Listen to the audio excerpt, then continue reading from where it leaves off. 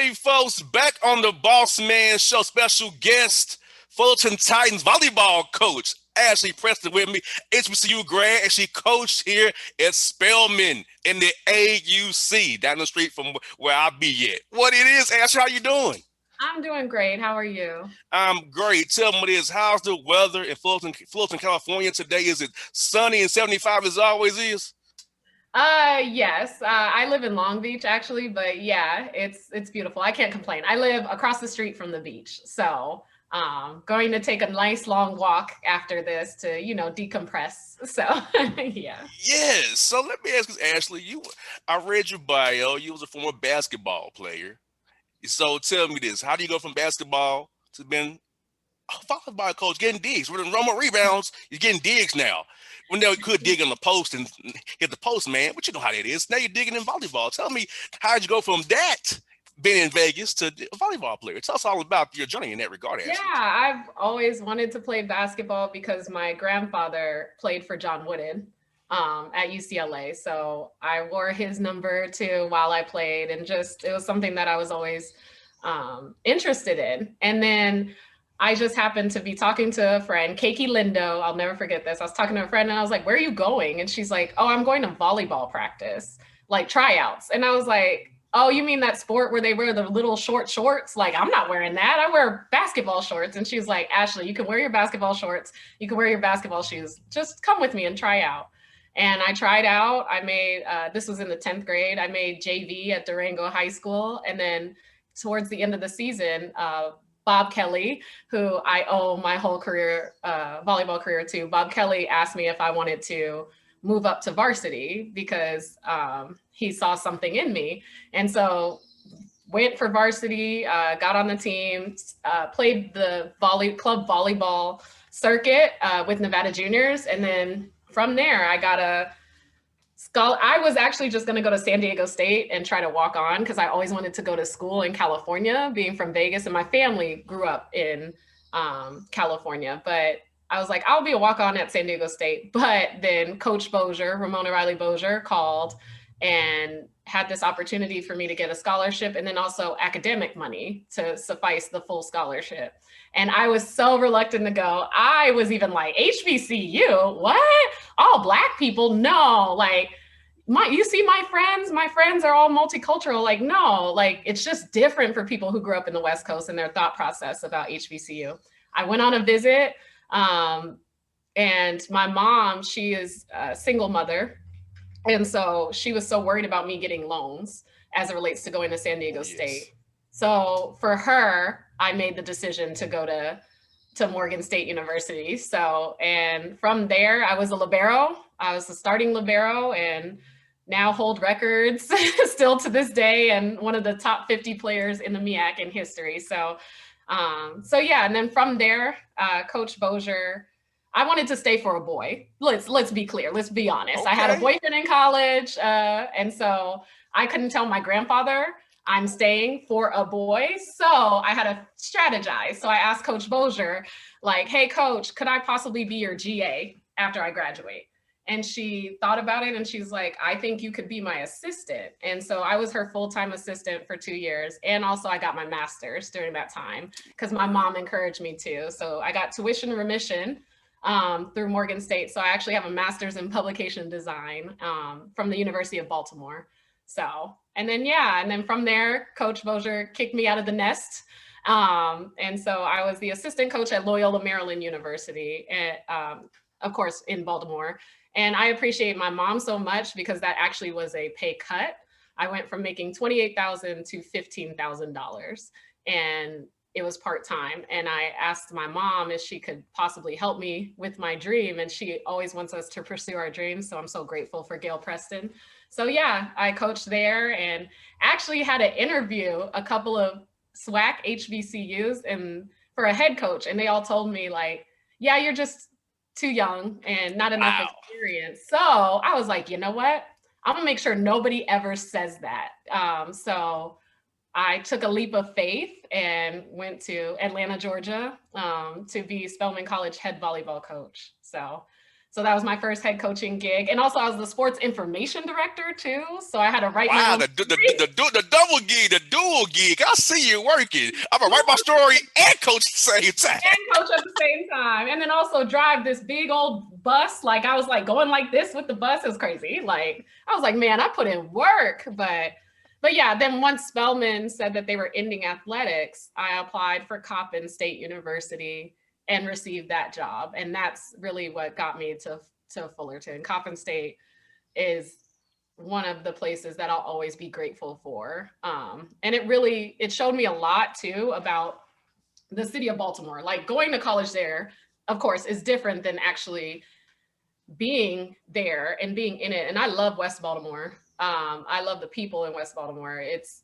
such an amazing community that doesn't get that recognition that they deserve, and they love their community. And so I'm so grateful because that showed me systemic racism that I've never seen before. And I understood why young men and women make the decisions that they do. Whereas if I would have stayed on the West Coast, I still would have had that thought processy of like, well, they know right from wrong. Like it's not that hard, but also I'm looking from a lens of being Black middle class. You know what I'm saying? And Oh yes. as opposed to being entrenched in it and really understanding like you have no other way out, or you believe, you know what I mean? You truly yes. have no other way out. Not survival at that point. Survival. Yeah. So yeah. And then I just applied. I applied to Fullerton and I was like, man, I'm not going to get this job.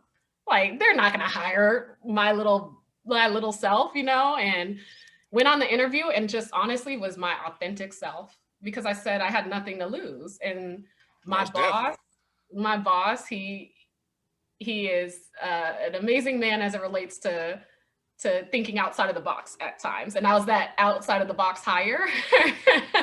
And yeah, I've been here now for 6 years. So been a tough road. You saw my record here. been a tough road, but a long journey of learning. Yes. The main thing is they stuck by you because, you know, in college athletics, the problem is the administration going to stick by you. They'll cut you after three or 4 years, you know? So I mean, to be there as long as you have, I'm like, hey, yeah, he's definitely giving you opportunity to grow up, build a program the right way because some ADs, you ain't winning in a few years, you out of there. And they don't realize that cycle over and over again, you don't have any continuity. So you're always going to be in that same spot again every 3 or 4 years. Yeah. Exactly. I really do appreciate how much they have supported me here and helped me grow and learn. And also I've helped them grow and learn to see what a coach of color too needs, to see what a young coach needs, you know what I mean? And those managerial skills that we don't get taught at times at smaller schools and things like that. And the politics, I had to learn politics on the fly. And when I tell you I messed up, sometimes I have messed up, but it's you learning from your mess ups and so that you don't make the same mistake again, you know? So yeah, it's been a journey. And I look back and smile because in it, I was like, whoa, I am in the storm. But once you walk through the storm and see it, all you see is clouds and rainbows and sunshine. So I'm glad I overcame the storm. So. Amen to that. I'm with you, Ashley. I had to learn politics too in radio. I had to learn it too. And you know, my natural self is to curse somebody out. I had to learn you can't do that. You can't do that all the time. You can't do that all the time. No. 10 seconds. Take 10 seconons. Breathe in. I gotta say, hey, pause. Let's not go with the West Side of Atlanta JR. Let's not go with that. Right, exactly. We gotta check ourselves sometimes. Like, hey, let's use my Tennessee State education. Then I will get Tennessee State and use more common words. Yeah. More tactful words per se.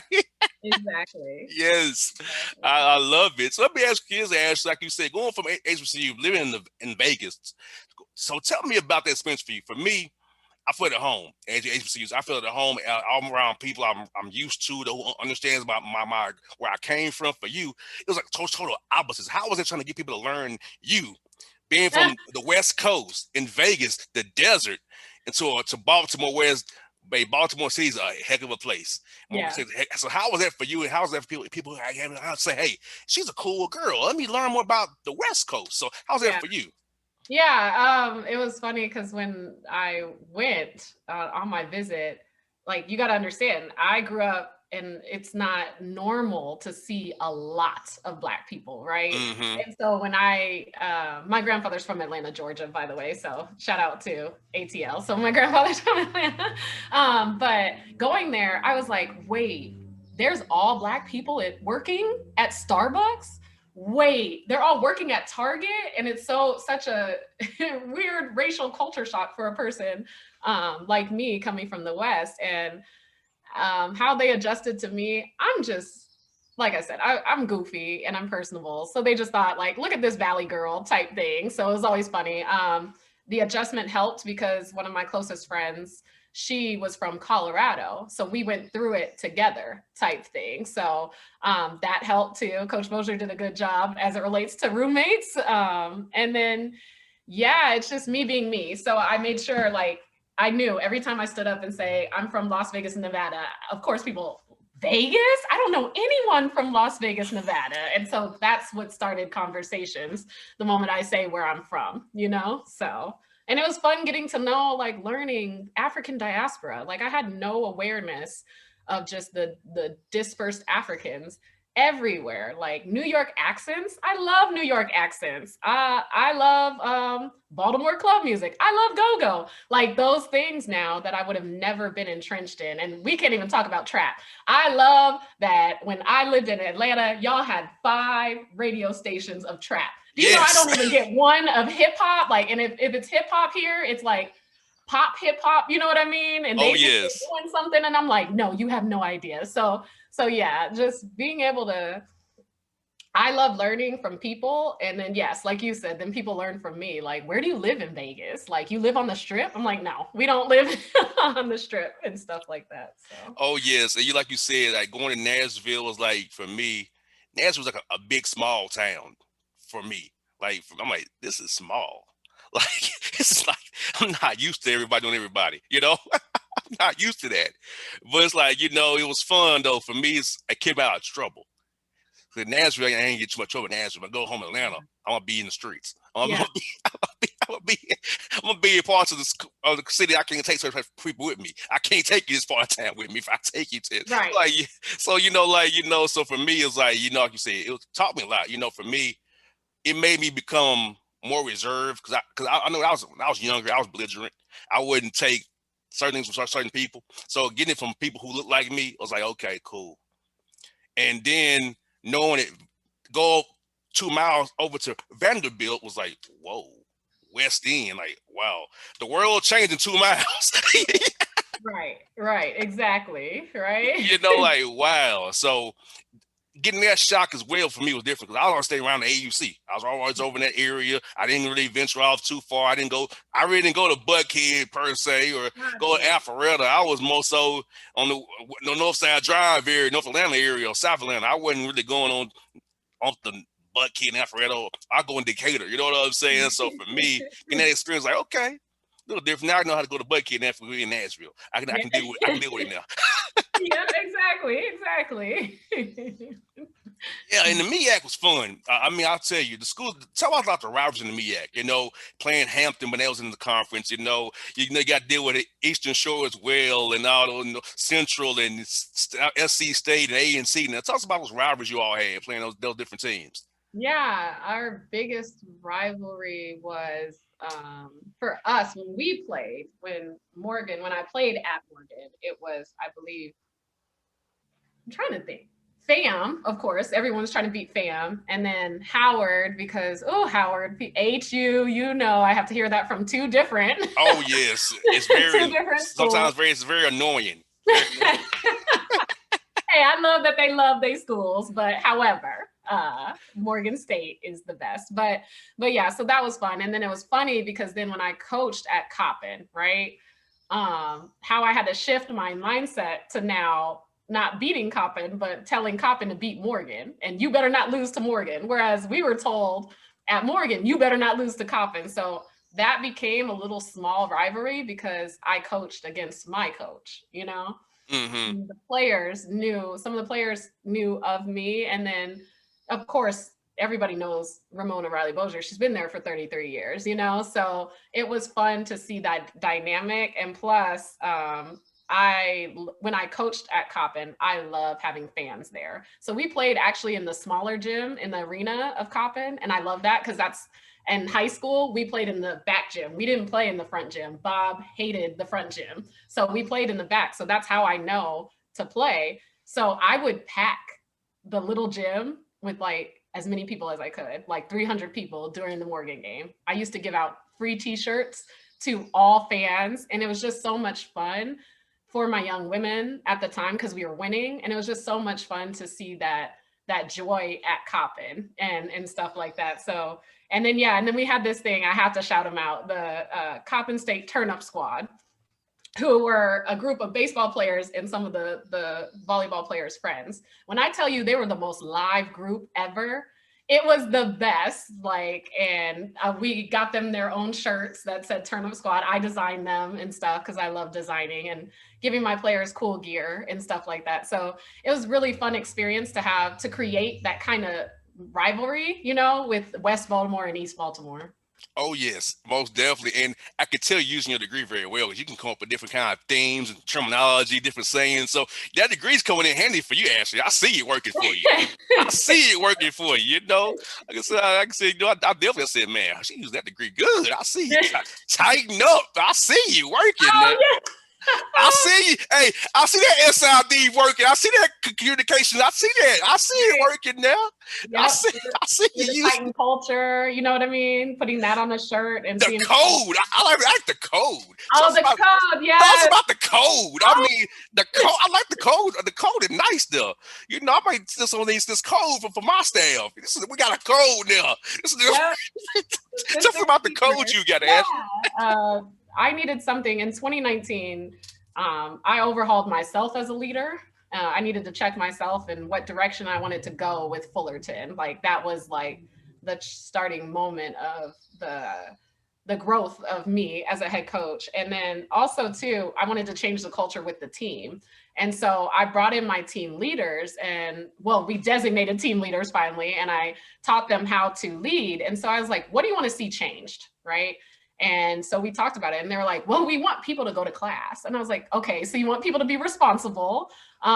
They said they didn't want cliques in the group. So they want people to be relational, you know, and then they said that when they have conversations with people, they want to have some semblance of respect, like each person leaves with respect. And I was like, okay, so let's call it respectful and let's call it the code. And really, ultimately, what you want to do is be your sister's keeper. Now, be your sister's keeper is a play from My Brother's Keeper from a certain movie that we all know. No doubt. Or the Bible. It is in the Bible too. But just having that and really seeing my players take it as a life of its own. And that's what we call it, the code. So if you break the code and those 3 core values, well, technically 4 if you're not your sister's keeper, then there's rules in place for what happens with that. And it just holds us all accountable. And it helped so much during the pandemic of being your sister's keeper. And on our Instagram, they asked each of our player what it means to them. And just to read what it means, it's beautiful. During the protests, all of that, everything came down to being your sister's keeper and being relational, responsible, respectful, regardless of what you look like, regardless of where you come from. You can still be your sister's keeper and say, I see you, I support you, you matter. And those are my biggest words to my players. And yeah, I adore my young women. They're the best. Like, they're such G's, and they work hard on the court and in the classroom and just continue to see the fruits of their labor. You know what I mean? In 2019, we all did that culture overhaul, and to see it, then we have the best record since 2012, you know? And to see it that was so gratifying for me too, to be seen from my colleagues of my program doing better, of being co-coach of the year with Robin Almo, who is an Olympian. She's like amazing coach, and to be garnered that with her, and for her to text me and be like, dude, you deserve that. Like, wait, what? Like, that's all you, you're top 10 in the nation. Are you crazy? And she's like, we both are building programs, and I appreciate that. So yeah, the code, I love it. I got to get you a shirt. I'll send you a shirt. Please do. I'll wear that to my staff meeting. I'll say, now I'll edit the code. Say, hey, the third thing, you fired. It's gonna be you fired. I love it. He gave me some ideas. Okay, yeah. Talk to JR. Talk to JR again. You're fired. There you go. I love it. I love it. And tell me this. So what is the ideal young woman for your program in Fullerton that you got to recruit for and go after to bring in to play for those Titans out there in the Big West? Yeah. Oh, ideal young women. Interesting. You got to have bounce. I joke and say that. So vertical, right? So I call it bounce. A young woman who aspires to be more than just a volleyball player. So I like the all around. I love asking the question, like, what's a cause that's important to you and how are you serving that cause? I care about self-care when it comes to talking to athletes. I ask more intentional questions than just like, what's your vertical? How hard do you hit? And things like that, because you can get a very talented player to come and disrupt your culture. So I need to know, I need to know how resilient are you? How do you push back? How do you like being talked to? As it relates to, I love hearing, I'm a perfectionist. Oh, perfectionists are great. Same here. Because if you are so aspiring to perfection, what happens when that doesn't come? Like, what does a bad day look like for you? And those questions, it's tough. We're in Southern California, and at times it feels like we are someone's second choice. You know what I mean? So we liked being liked just as much. So us as a coaching staff will respond to kids who reach out to us and be like, I'm really interested in your program. We take more of a look at that kid as opposed to like begging someone, what we won't do anymore. Cause that's what I did in the past when I didn't have culture. I was begging, or they come to Fullerton because we're 45 minutes away from California and 25 minutes away from two beaches. They're coming for that and not for to play volleyball at Fullerton. So just being really more intentional about the questions I ask once I get over the like, ooh, she can jump high and hit hard, being more intentional with those questions. Most definitely, because like you said, culture is everything. But kid wants to really be there and be about the culture and grow, because you want to have a kid that really wants to represent your program for what it is. Yeah. Not for their future aspirations or wherever they may be, because that will tank your program like no other. And trust me, I know how that works firsthand. Yeah. I saw it happen too many times. Yeah. So having the right mindset is what you need always for a good program. So I'm with you there, Ashley. That's great. And so this summer, you guys have the girls work out on campus. Last year, with the COVID restrictions, now Georgia never closed, as you probably know. California went with that. You all were shut down. So having the young women on campus this summer to work out and get stronger and grow and develop in their game, how's it going to be for you and your staff here, knowing that you can actually work with them this summer? Well, it's great. Actually, volleyball can't work with them over the summer. Oh, you can? Okay. Yeah, due to summer access. Yeah, you talk about basketball stuff. Hey, help me change that rule. If you could help me change the rule so that volleyball can coach in the summer, I'd appreciate that. Hey, trust me, I'll do that. I know. I got some people I know. I can get that done. I can test people. Hey, look at this for me, please. Or I will bang the drum even loud on this show. Bang the drum and tell you need to get this done. Yeah, but it'd be so great to see if they choose, like have them come in to do weights. And they usually at times, our gym is available. So they'll go in and utilize the gym when we're not there, and just the ability to do it, I think that's what's the best thing. Cause yes, we were completely shut down, like could do nothing, could not be at Fullerton at all. So to be able to have that access, to be able to have two of our Texas players get to live on campus in the summer and take classes, that'll help so much with when we all come back together in August with that chemistry and stuff like that. Because volleyball is different. We don't practice all summer, and then we literally have 2 weeks to prepare a team to play. Wow. Yeah, so and then the development comes in the spring, and then once again, we take a 2-month break. So we do development, individual development, and then the players leave. So it's a tough interesting thing that we're all just used to, but I think we're now more and more seeing how people are like, hey, maybe we should take a look at this. Maybe we should have summer access a little bit like football does. You know what I'm saying? Like, we're not asking for the whole summer, but maybe potentially At least a session or a quarter. at least a session. Exactly. Like at least a session so we can get some type of rhythm in, because 2 weeks, You're starting off cold. Yeah. Yeah. And it's the honor system. Are they really working out? Are they really doing? Then you got to figure out who's in shape, who's not in shape. You got to get in shape during games. You lose sets because people aren't in shape or injuries. Injuries, yes.